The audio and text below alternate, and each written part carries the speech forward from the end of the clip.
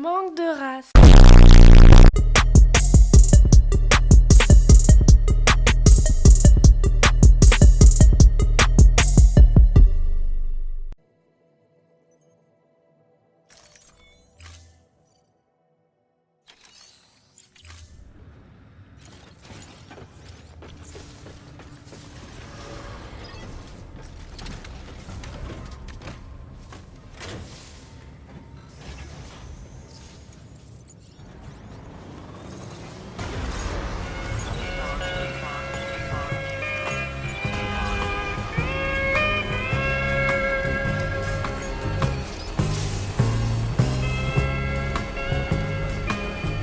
Je ne crois pas qu'on se connaisse, vous et moi.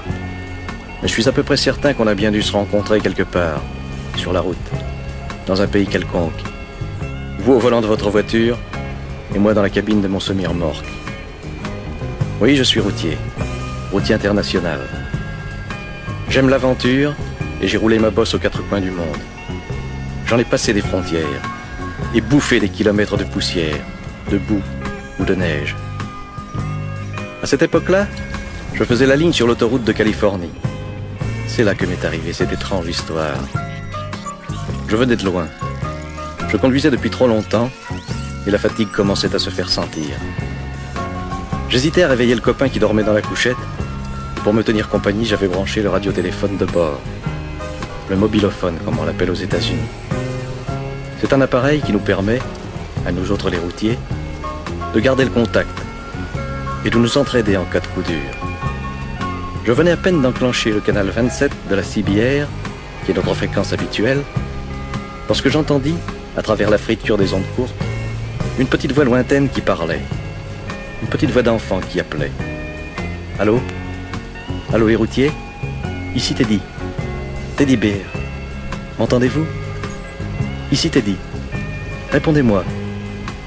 Je basculais l'inverseur sur émission et questionnais à mon tour. Allô? Allô Teddy? Ici la route.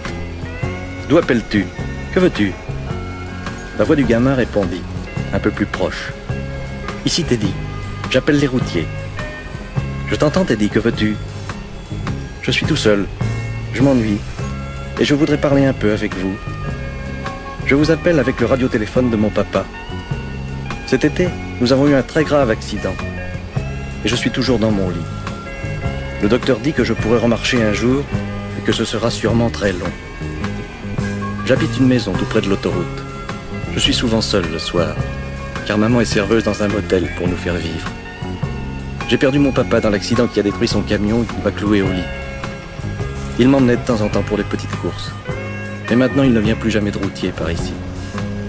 Alors j'essaie de vous accrocher, avec le radiotéléphone qui nous reste, pour vous parler un petit peu, quand vous passez sur l'autoroute. Je ne suis pas une fillette, mais il me sembla soudain que mes yeux se brouillaient, et que j'y voyais moins bien. J'arrêtai le moteur au premier embranchement venu, et je sortis ma carte. Dis-moi Teddy, où habites-tu exactement? Le petit me situa sa maison. J'avais de l'avance sur l'horaire, je remis en marche, et je sortis de l'autoroute. Bien que j'ai foncé pour arriver chez lui, je n'étais pourtant pas le premier, bon sang. 6 énormes bahuts m'y attendaient.